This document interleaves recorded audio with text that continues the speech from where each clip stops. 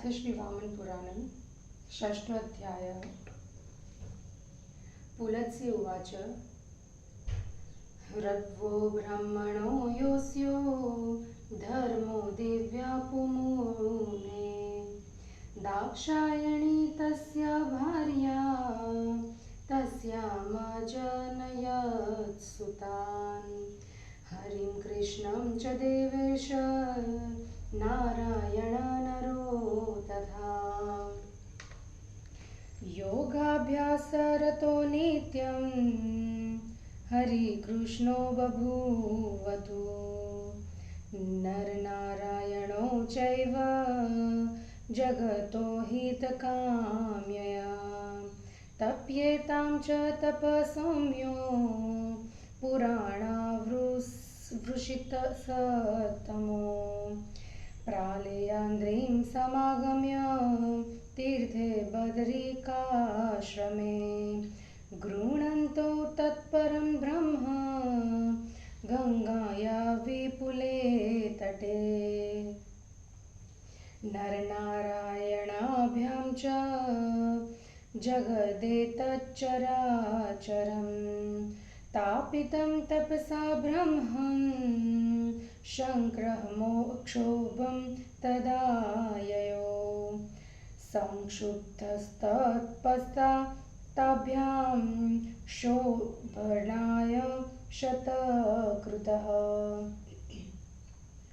रम्भाधाप्सरसश्रेष्ठा प्रेषयत् स महाश्रमं कन्दर्पश्व सुदुर्धश्रुताण्डकूरमहायुधः समं सहचरेणेव वसन्तेनाश्रमं गत ततो माधवकन्दर्पो ताश्वेवाप्य सरोवरा बदर्याश्रममागम्य विचिक्रीडुर्यथेच्छया ततो वसन्ते सम्प्राप्ते किंशुका ज्वलनप्रभा निष्पत्रा सततं रेजु शोभयन्तो धरातलम् शिशिरं नाम मातङ्गं विदार्य नखरेरिव वसन्तकेसरी प्राप्त पलाशकुसुमे मुने मया तुषारोधकरी निर्जितस्वेन तेजसा तमेव हसतेत्युज्ज्वे वसन्तकुन्दकुमले वनानि कर्णिकाराणं पुष्पितानि विरेजिरे यथा नेरेन्द्रपुत्राणि कनकाभरणानि तेषामनु तथा निपा किङ्करा इव रेजिरे स्वामी संलब्धसम्माना नृत्यराजसुतानिव रक्ताशोकवना भान्ति पुष्पिता सजोवलाः भृत्या वसन्त नृपते सङ्ग्रामे सृक्कपूलुत्वा इव मृगवृन्दा पिंशरिता राजन्ते गहने वले पुलकाभिर्वृतायुधा सज्जना सुहृदागमे मञ्जरीभिर्विराजन्ते नदीकूलेषु वेतसा वक्तुकामा इवाङ्गुल्या कोऽस्माकं सदृशो नगः रक्ताशोककरातन्वी देवेशे किंशुकाद्रिका नीलाशोककचा श्यामा विकासी कमलानना नीलेन्दीवरनेत्रा च ब्रह्मण बिल्व फलस्तनी प्रफुल्लकुन्ददर्शना मञ्जरीकरशोभिता बन्धुजीवाधरा शुभ्रा सिन्धुवारनखाद्विता पुंस्तकोकिलस्वना दिव्या अङ्कुलवसना शुभा बर्हिवृन्दकलापाच्च सारसस्वरनूपुरा प्राङ्वंशरसना ब्रह्मन् मतहंसगतिस्तथा पुत्रजीवांशुका भृङ्गं रोमराजिविराजिता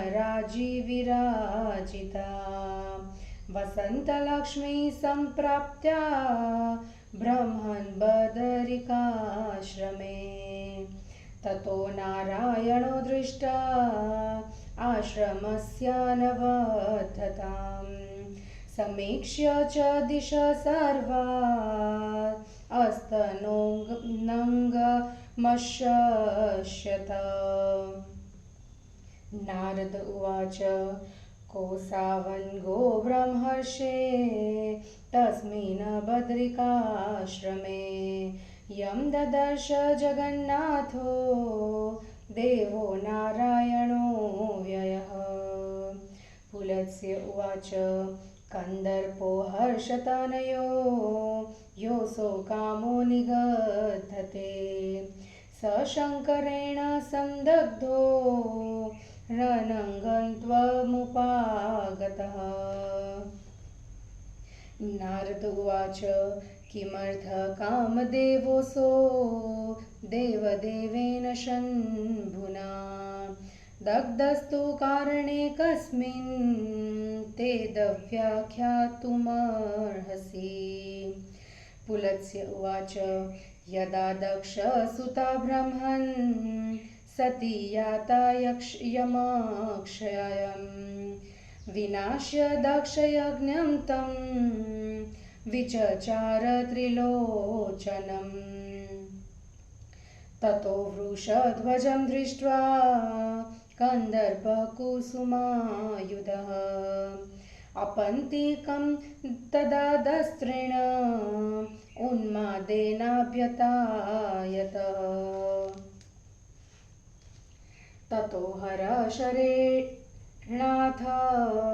उन्मादेनाशुतादितः विचचार मन्दोन्मत्तः काननानि सरांसि च स्मरन् सतीं महादेवस्तथोन्मादेन ताडितः न शर्म लेभे देवर्षे बाणवृद्ध इव द्विपः ततः पपात देवेश कालिन्दी सरितं मुने निमग्ने शङ्करे आपो दग्धा कृष्णत्वमागताः तदा प्रभूति कालिन्दा भृगाञ्जननिभं जलम् आस्यन्दत पुण्यतीर्था सा केशपाशमिवावनेह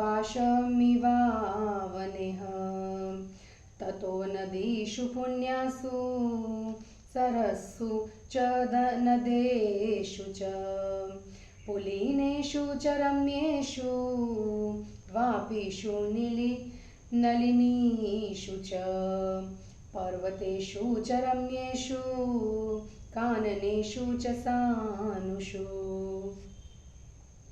विचरन् स्वेच्छयानेव शर्मलेभे महेश्वरः क्षणं गायति देवर्षे क्षणं रोदिति शङ्करः क्षणं ध्यायति तन्वङ्गिं दक्षकन्यां मनोरमां ध्यात्वा क्षणं प्रस्वपिति क्षणं स्वप्नायते हरः स्वप्ने तथेदं गद्दति तां दृष्ट्वा दक्षकन्यकां निर्धुणे तिष्ठ किं मूढे त्यजसे मां निन्दिते मुग्धे त्वया विरहितो दग्ध्योऽस्मि मदनाग्निना सति सत्यं प्रकुपिता मा कोपं कुरु सुन्दरी पादप्रणामावनतम बिभाषितु महर्षि श्रूयसे दृश्यसे नित्यं स्पृश्यसे वन्दसे प्रिये आलिङ्गसे च सततं किमर्थनाभिभाषसे विलपत्नं जनं दृष्ट्वा कृपा कस्य न जायते विशेषतः पतिं बाले ननु त्वमतिनिर्दृणा त्वयोक्तानि वचांस्येवं पूर्व मम कृशोदरी विना त्वया न जीवेयं तदसत्यं त्वया कृतं पह्यो हि कामचं तत्पतं परिष्वज्य सुलोचने नान्यशा नश्यते तापस्त्येनापि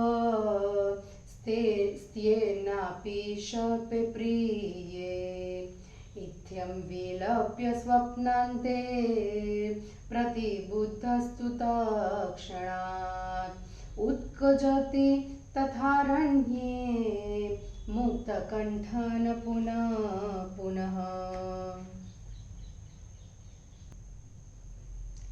तं कूजमानं विलपन्तमारत् समीक्ष्य कामो वृषकेतनं हि विव्यात चापं तरसा विनाम्य सन्तापनाम्ना तुषारेण भूयः सन्तापनास्त्रेण तदा स विद्वो भूयः स सन्तप्ततरो बभूव सन्तापयं श्वापि जगत्स्य समग्रं फुत्कृत्व विवासते स्म तं चापि भूयो मदनो जधान विजृम्भणास्त्रेण ततो विजृम्भे ततो भृशं कामशैरेर्वृतुन्नो विजृम्भमाणं परितो भ्रमंश ददर्श यक्षाधिपतेस्तनुजं पाश्चालिकं नाम जगत्प्रधानम् दृष्ट्वा त्रिनेत्रो धनदस्य पुत्रं पार्श्वसमभ्येत्य वचो बभाषे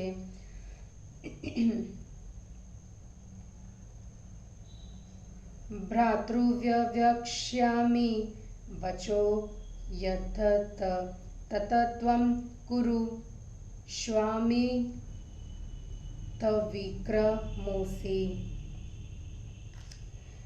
यन्नाथ मां वक्ष्यसि तत्करिष्ये सुदुष्करं यदपि देवसन्धे आज्ञापयस्वातुलवीर्यशम्भो दासोऽस्मि ते भक्तियुतस्तयेषः ईश्वर उवाच नाशं गतायां वरदाम्बिकायां कामाग्निना प्लुष्टश्रुविग्रहोऽस्मि विजृम्भणोन्मादशैर्विभिन्नो धृतिं न विन्दामि रतिं सुखं वा विजृम्भणं पुत्र तथैव तापमुन्मादमुग्रं मदनप्रणुन्नं नान्यपुमानधारयितुं हि शक्तो भुक्त्वा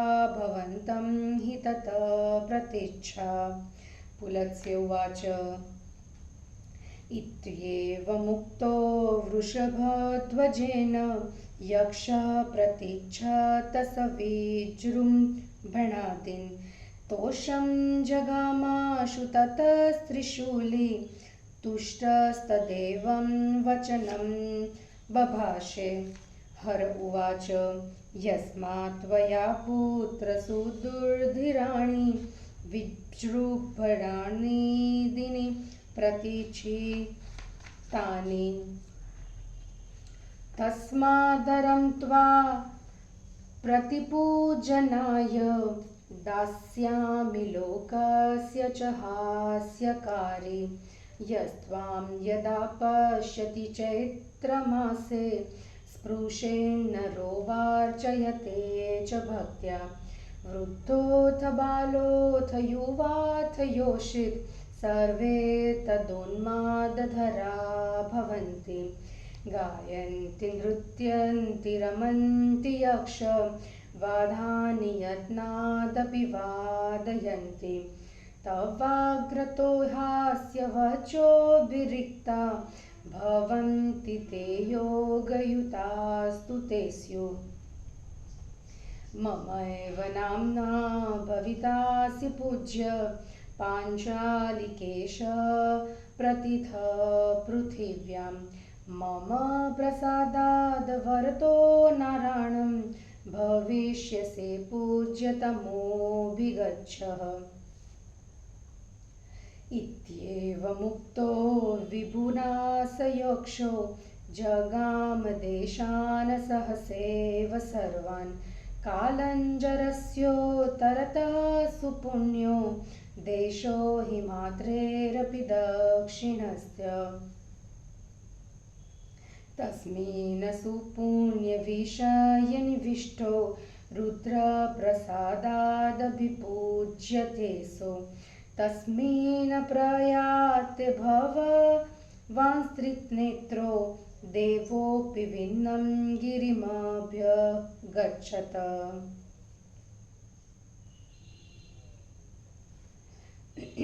देवोऽपि विन्ध्यं गिरिमभ्यगच्छत तत्रापि मदनो गत्वा ददर्श वृषके नद्म दृष्ट्वा प्रहर्तुकामं च ततः पादुद्रवद्रः ततो दारुवनं घोरं मदनाभिसृतो हर विवेश ऋषयो यत्र सपन्ति का व्यवस्थिता ते चापि ऋषयः सर्वे दृष्ट्वा मूर्धना नता भवन्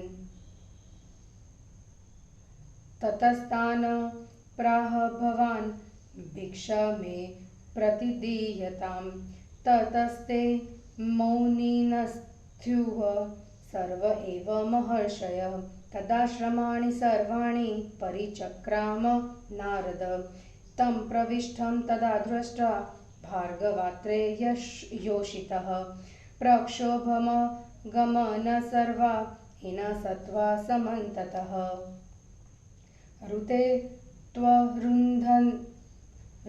त्वरुन्धति मेकाम् अनसूयां च भानिम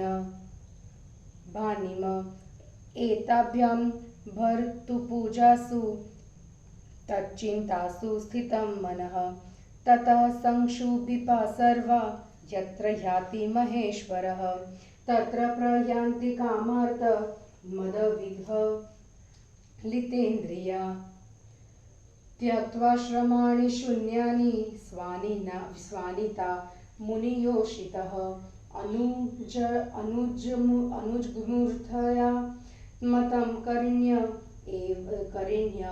एव कुञ्जरं ततस्तु ऋषयो द्वाष्टा भार्गवाङ्गीरसो मुने क्रोधान्विता प्रवंस्रे लिङ्गोऽस्य पततां भुवि तथा पपात देवस्य लिङ्गं पृथ्वीं विदारयन् अन्तर्ध्वानं जगामाथ त्रिशूली नीललोहित ततः स पतितो लिङ्गो बिभीत वसुधातलं रसातलं विवेशाशु ब्रह्माणं चोर्ध्वतोभिनं ततश्वचालपृथिवी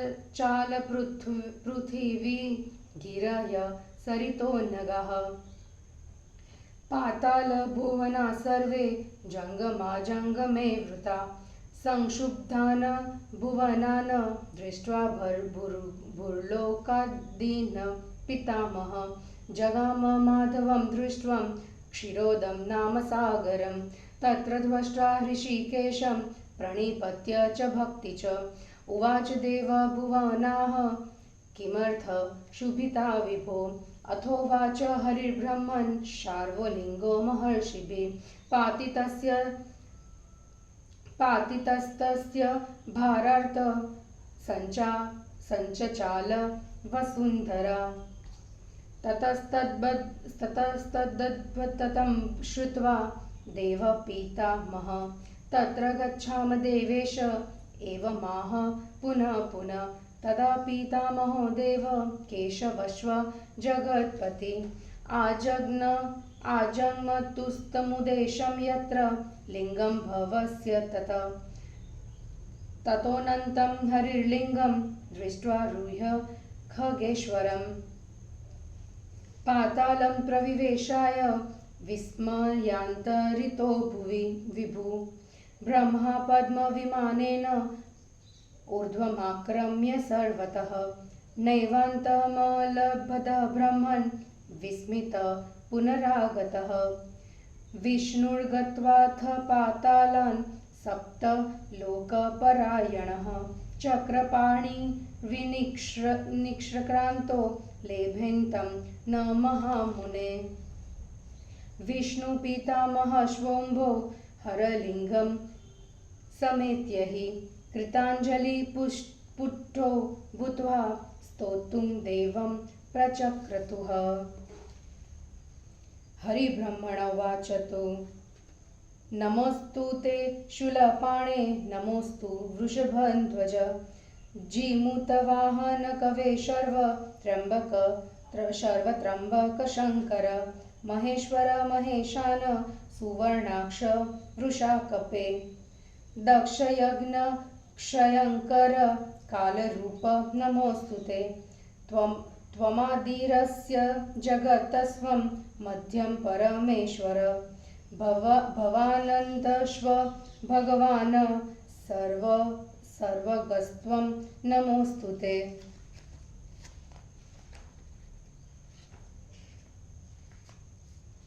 पुलत्स्य उवाच एवं संस्तूयमानस्तु तस्मिन् दारुवने हर स्वरूपिताविदं वाक्यमुवाच वदतां वरः हर उवाच किमर्थ देवतानाथो परिभूतक्रमं त्विह मां स्तुवाते श्रुभभृशास्वथ्यं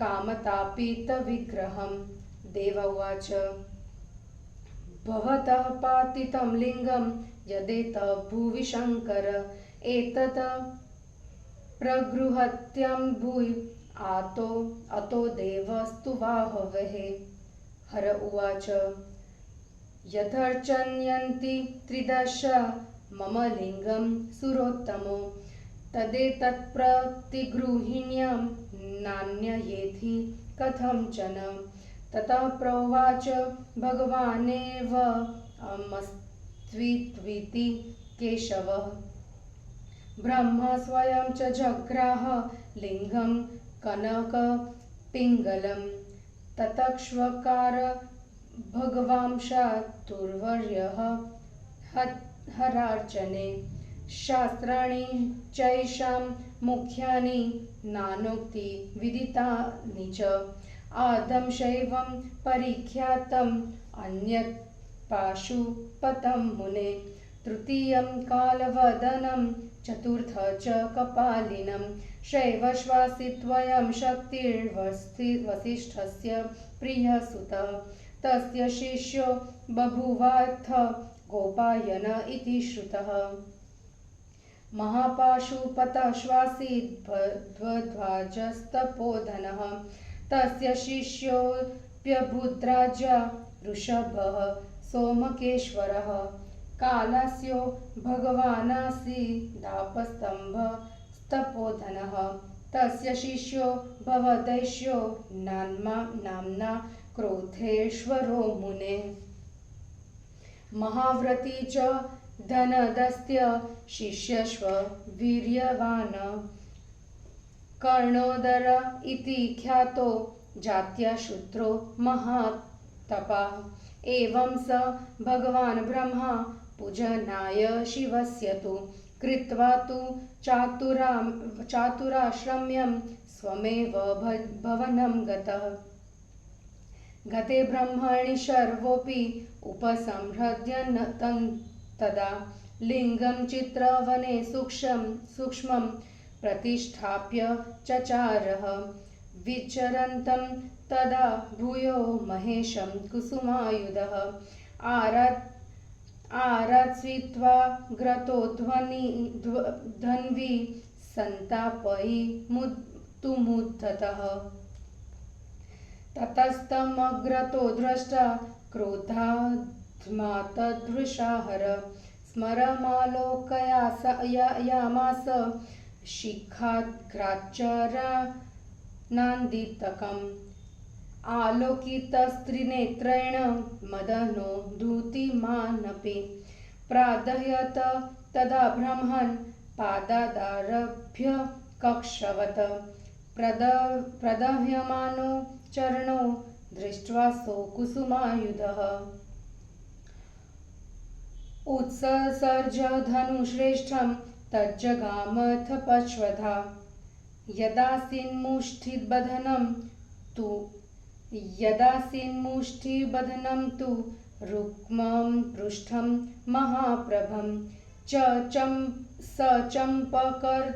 चम्पकतरुर्जात सुगन्धाढ्यो गुणाकृति नाहस्थानं शुभाकारं यदासीध्वजभूषितं तज्जातं केसरायणं बकुलं न मतो मुने याचकोटिशुभार्यासीन्द्रिदिन्द्रनीलविभूषिता जाता सा पाटला रम्या भृगं राजीविभूषिता नाहोपरि तथा मौष्टौ स्थानं शशिमणिप्रभं पञ्चगुल्मा भवञ्जाति शशाङ्करी किरणोज्ज्वला उदर्ध्वमुष्ठया अध कोटौ स्थानं विद्रुमभूषितं तस्माद्हुपुट्टा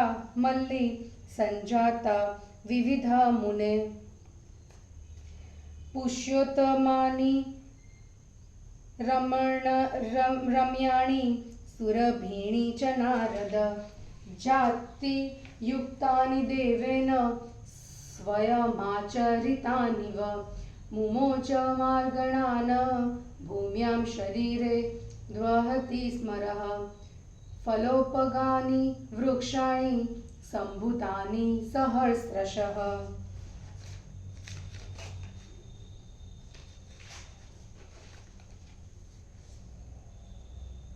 च्युतादीनि सुगन्धिनि स्वादुनि विविधानि च हरप्रसादाज्जातानि भोज्यान्यपि सुरोत्तमे एवं दत्त्वा स्मरं रुद्र संयम्य स्वतनुं विभु पुण्यार्षि शिशिरान्द्रि स जगाम तपसेव्ययः एवं पुरा देववरेण शम्भुना कामस्तु दग्धः सशर सचाप तत्तस्वनङ्गिते ते महधनुर्धुरो देवेस्तु गीता सुरपूर्वजितः।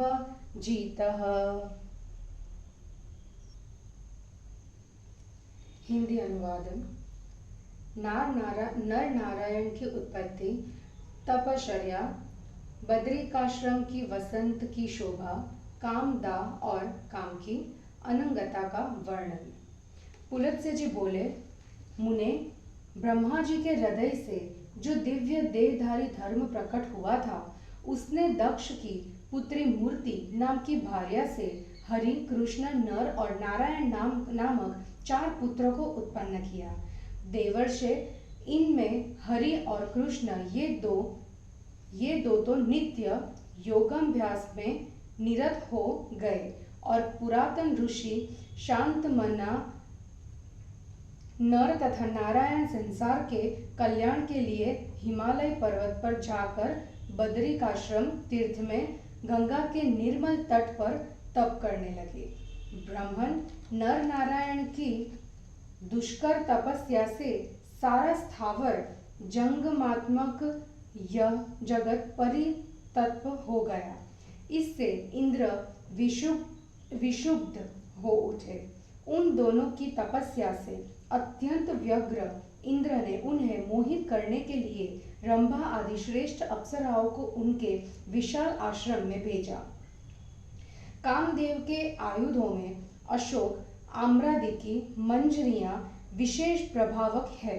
इन्हें तथा अपने सहयोगी वसंत ऋतु को साथ लेकर वह भी उस आश्रम में गया। अब वे वसंत, कामदेव तथा श्रेष्ठ अप्सराएं ये सब बद्रिक आश्रम में जाकर निर्बाध क्रीड़ा करने लग गए। तब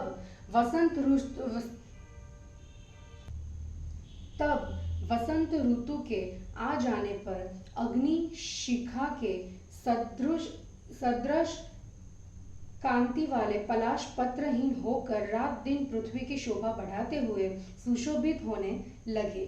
मुने वसंत रूपी सिंह मानो पलाश पुष्प रूपी नखों से शिशिर रूपी गजराज को विदीर्ण कर वहां अपना साम्राज्य जमा चुका था। वह सोचने लगा, मैंने अपने तेज से शीत समूह रूपी हाथी को जीत लिया है और वह कुंद की कलियों के बहाने उसका उपहास भी करने लगा है। इधर सुवर्ण के अलंकारों से मंडित राजकुमारों के समान पुष्पित कचनार अमलतास के वन सुशोभित होने लगे।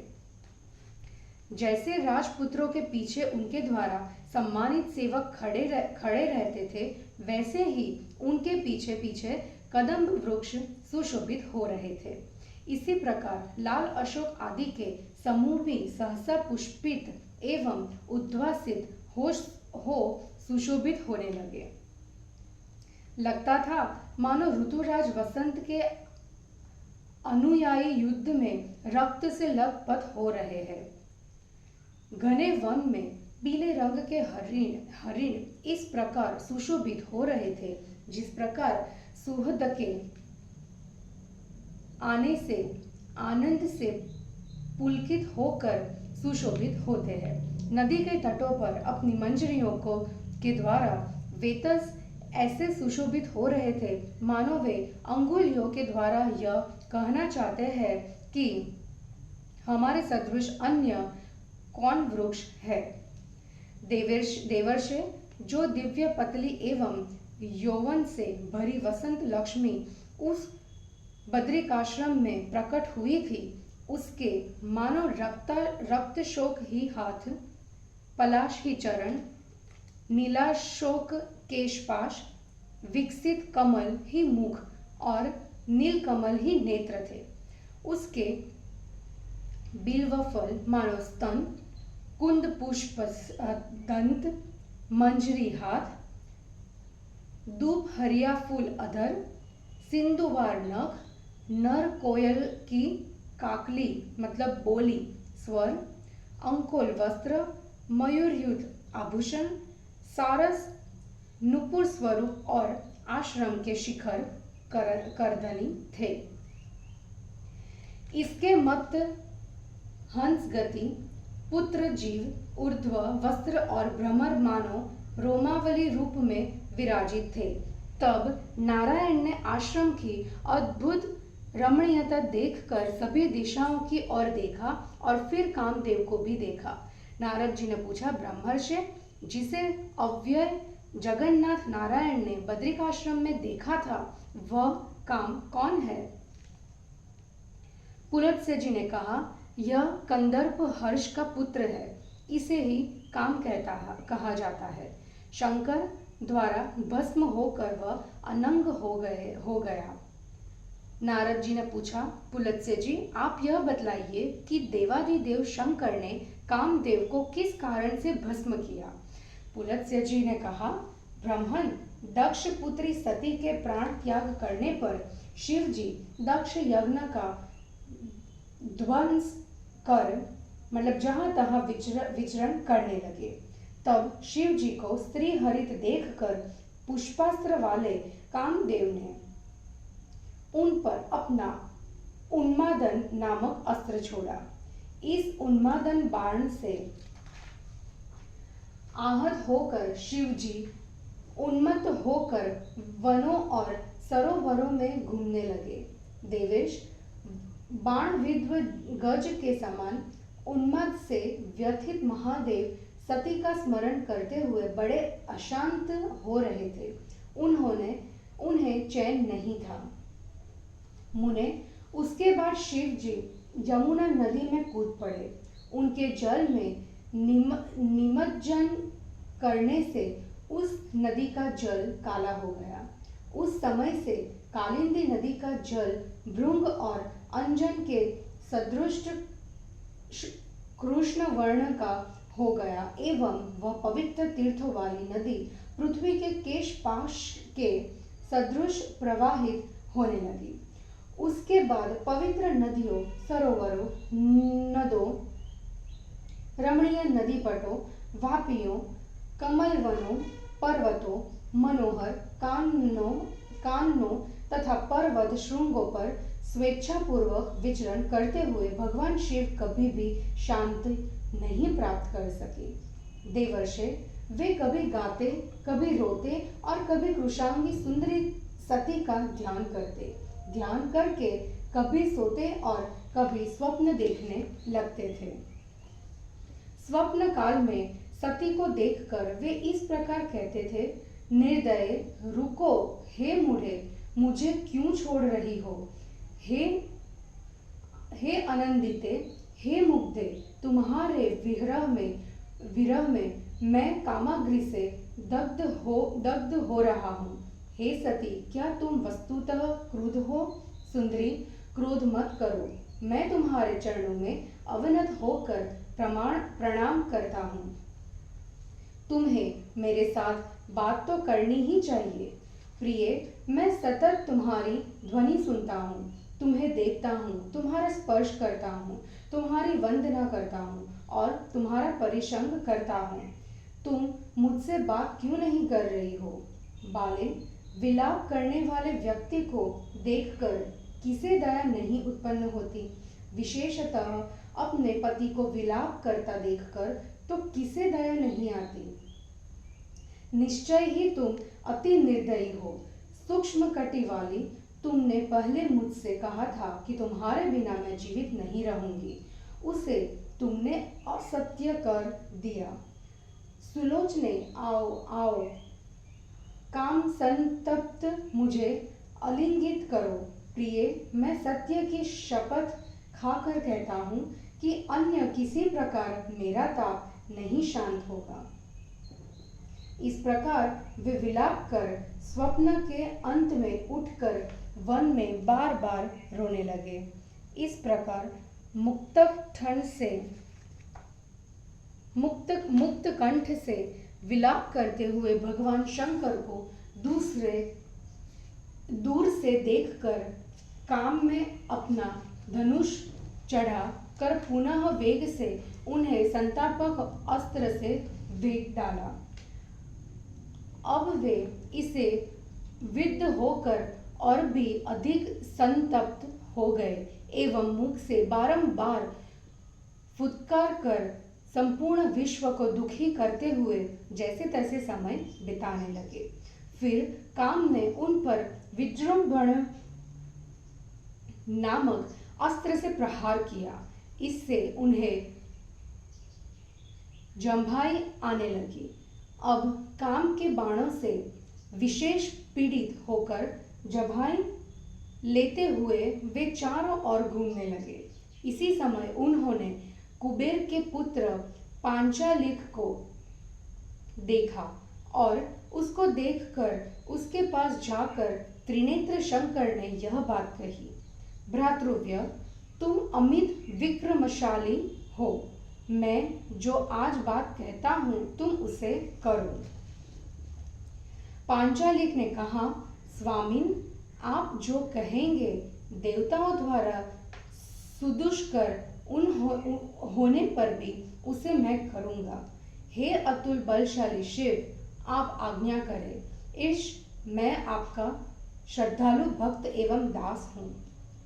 भगवान शिव बोले, वरदायिनी अंबिका मतलब सती के नष्ट होने से मेरा सुंदर शरीर कामाग्नि से अत्यंत दग्ध हो रहा है। काम के विजृंभण और उन्माद शरों से विध्व होने से मुझे धैर्य, रति या सुख नहीं प्राप्त हो रहा है।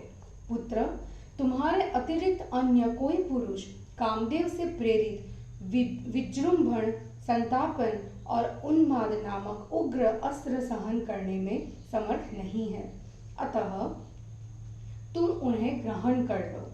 पुलत्स्य जी बोले, भगवान शिव के ऐसे कहने पर उस यक्ष ने विजृंभण आदि सदी अस्त्रों को उनसे ले लिया। इससे त्रिशूली को तत्काल संतोष प्राप्त हो गया और प्रसन्न होकर उन्होंने उससे ये वचन कहे। भगवान महादेव जी बोले, पुत्र, तुमने अति भयंकर विजृंभण आदि अस्त्रों को ग्रहण कर लिया, अतः प्रत्युपकार में तुम्हें सब लोगों के लिए आनंददायक वर दूंगा। चैत्र मास में जो वृद्ध, बालक, युवा या स्त्री तुम्हारा स्पर्श करेंगे या भक्ति पूर्वक तुम्हारी पूजा करेंगे, वे सभी उन्मत्त हो जाएंगे। यक्ष फिर वे गाएंगे, नाचेंगे, आनंदित होंगे और निपुणता के साथ बाजे बजाएंगे, किंतु तुम्हारे सम्मुख हंसी की बात करते हुए भी वे योग युक्त रहेंगे। मेरे ही नाम से तुम पूज्य होगे। विश्व में तुम्हारा पांचलिकेश नाम प्रसिद्ध होगा। मेरे आशीर्वाद से तुम लोगों के वरदाता और पूज्यतम होंगे। जाओ। भगवान शिव के ऐसा कहने पर वह यक्ष तुरंत सब देशों में घूमने लगा। फिर वह कालजर के उत्तर और हिमालय के दक्षिण परम पवित्र स्थान में स्थिर हो गया। वह शिव जी की कृपा से पूजित हुआ।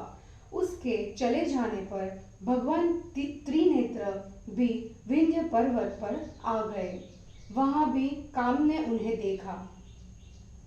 उसे पुनः प्रकार की चेष्टा करते देख शिवजी भागने लगे। उसके बाद कामदेव के द्वारा पीछा किए जाने पर महादेव जी घोर दारुवन में चले गए, जहां ऋषिगण अपनी पत्नियों के साथ निवास करते थे। उन ऋषियों ने भी उन्हें देखकर सिर झुकाकर प्रणाम किया। फिर भगवान ने उनसे कहा, आप लोग मुझे भिक्षा दीजिए। इस पर सभी महर्षि मौन रह गए। नारद जी इस पर महादेव जी सभी आश्रमों में घूमने लगे।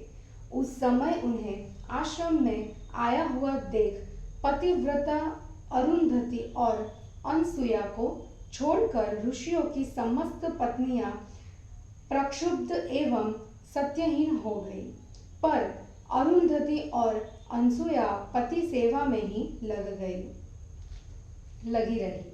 अब शिव जी जहां जहां जाते थे वहां वहां संक्षुभित, कामार्त एवं मद से विकल इंद्रियों वाली स्त्रियां भी जाने लगी। मुनियों की वे स्त्रियां अपने आश्रमों को सुना छोड़ उनका इस प्रकार अनुसरण करने लगी, जैसे करेणु मदमत गज का अनुसरण करे। मुने यह देखकर ऋषिगण क्रुद्ध हो गए एवं कहा कि इनका लिंगम भूमि पर गिर जाए। फिर तो महादेव का लिंग पृथ्वी को विदीर्ण करता हुआ गिर गया एवं तब नील लोहित त्रिशूली अंतर्धान हो गए।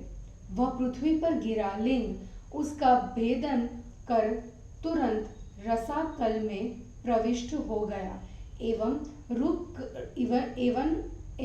रूप रखी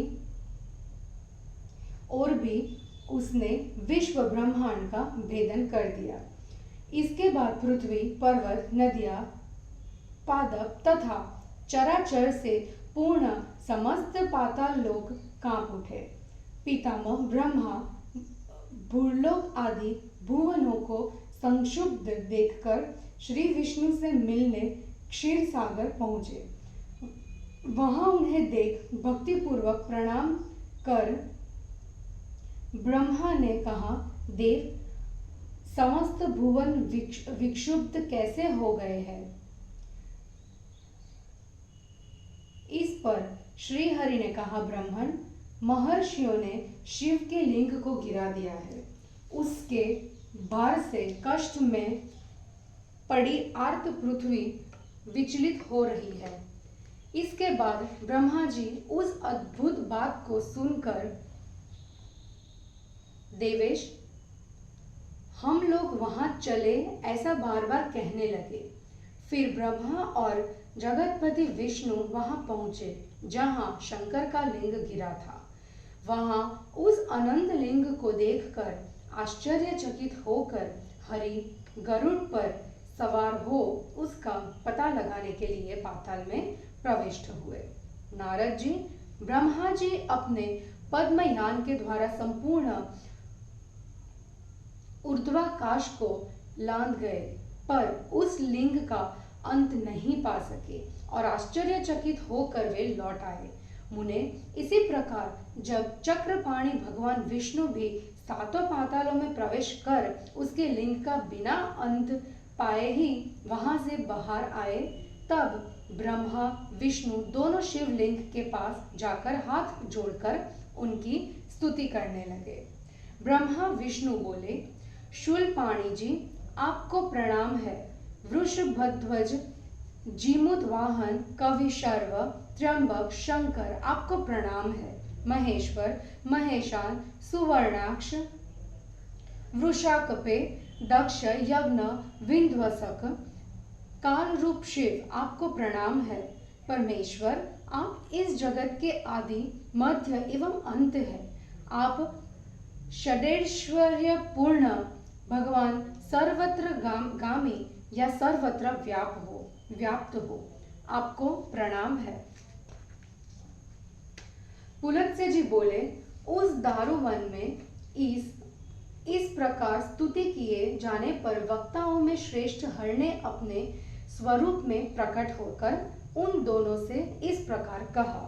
भगवान शंकर बोले, आप दोनों सभी देवताओं के स्वामी हैं।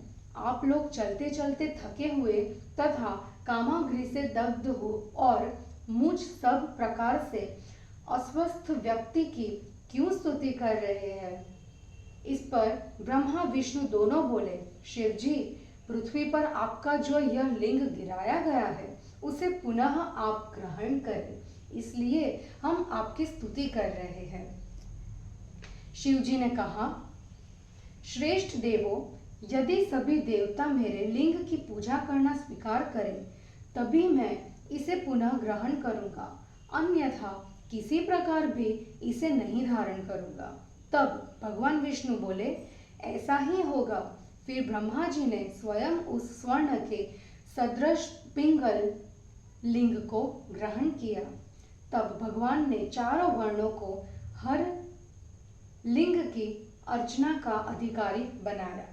इनसे मुख्य शास्त्र नाना प्रकार के वचनों से प्रख्यात है। मुने, उन शिव भक्तों का प्रथम संप्रदाय शैव, द्वितीय पाशुपत, तृतीय कालमुख और चतुर्थ संप्रदाय कापालिक या भैरव नाम से विख्यात है। महर्षि वशिष्ठ के प्रिय पुत्र शक्ति ऋषि स्वयं शैव थे। उनके एक शिष्य गोपायन नाम से प्रसिद्ध हुए। उन्होंने शैव संप्रदाय को दूर तक फैलाया। तपोधन, भरद्वाज, महापाशुपत थे और सोमकेश्वर राजा ऋषभ उनके शिष्य हुए, जिनसे पाशुपत संप्रदाय विशेष रूप से परिवर्तित हुआ। मुने ऐश्वर्य एवं तपस्या के घनी महर्षि आपस्तंभ कालमुख संप्रदाय के आचार्य थे। क्राथेश्वर नाम के उनके वैश्य शिष्य ने इस संप्रदाय का विशेष रूप से प्रचार किया। महाव्रती साक्षात कुबेर प्रथम कापालिकिया भैरव संप्रदाय के आचार्य हुए थे। शूद्र जाति के महातपस्वी कर्णोदर नामक उनके एक प्रसिद्ध शिष्य हुए। उन्होंने इस मत का विशेष प्रचार किया। इस प्रकार ब्रह्मा जी शिव की उपासना के लिए 4 संप्रदायों का विधान कर ब्रह्मलोक को चले गए। ब्रह्मा जी के जाने पर महादेव ने उस लिंग को उपसंहृत कर लिया, समेट लिया एवं वे चित्रवन में सूक्ष्म लिंग प्रतिष्ठापित कर विचरण करने लगे। यहाँ भी शिवजी को घूमते देख पुष्प धनुष कामदेव पुनः उनके सामने सहसा बहुत निकट आकर उन्हें संतापन बाण से बेधने को उद्यत हुआ। तब उसे इस प्रकार सामने खड़ा देखकर शिव जी ने उस कामदेव को सिर से चरण तक क्रोध भरी दृष्टि से देखा। ब्राह्मण वह कामदेव अत्यंत तेजस्वी था, फिर भी भगवान द्वारा इस प्रकार दृष्ट होने पर वह पैर से लेकर कटी पर्यंत दुग्ध हो गया। अपने चरणों को जलते हुए देखकर पुष्पायुध काम ने अपने श्रेष्ठ धनुष को दूर फेंक दिया। इससे उसके 5 टुकड़े हो गए। उस धनुष का जो चमचमाता हुआ सुवर्ण युक्त मुठबंद था, वह सुगंधपूर्ण सुंदर चंपक वृक्ष हो गया। मुने, उस धनुष का जो हीरा जड़ा हुआ सुंदर कृति वाला नाहस्थान था, वह केसर वन में बकुल मौलेसरी नाम का वृक्ष बना। इंद्र नील से सुशोभित उसकी सुंदर कोटि भृंगों से विभूषित सुंदर पाटला मतलब गुलाब के रूप में परिणत हो गई। धनुष नाग के ऊपर मुष्टि में स्थित चंद्रकांत मणि की प्रभा से युक्त स्थान चंद्र किरण के समान उज्जवल 5 गुल्म वाली जाति मतलब चमेली पुष्प बन गया। मुने, मुष्टि के ऊपर और दोनों कोटियों के नीचे वाले विद्रुम मणि विभूषित स्थान से उनके पूंटों वाली मल्लिका हो गई। नारद जी देव के द्वारा जाति के साथ अन्य सुंदर तथा सुगंधित पुष्पों की सृष्टि हुई। ऊर्ध्व शरीर के दग्ध होने के समय कामदेव ने अपने बाणों को भी पृथ्वी पर फेंका था। इससे हजारों प्रकार के फल युक्त वृक्ष उत्पन्न हो गए। शिवजी की कृपा से श्रेष्ठ देवताओं द्वारा भी अनेक प्रकार के सुगंधित एवं स्वादिष्ट आम्र आदि फल उत्पन्न हुए, जो खाने में स्वादयुक्त है। इस प्रकार कामदेव को भस्म कर एवं अपने शरीर को संयत कर समर्थ अविनाशी शिव पुण्य की कामना से हिमालय पर तपस्या करने चले गए। इस प्रकार प्राचीन समय में देवश्रेष्ठ शिवजी द्वारा धनुष बाण सहित कामदग्ध किया गया था। तब से देवताओं में प्रथम पूजित व महाधनुर्धर देवों द्वारा अनंग कहा गया।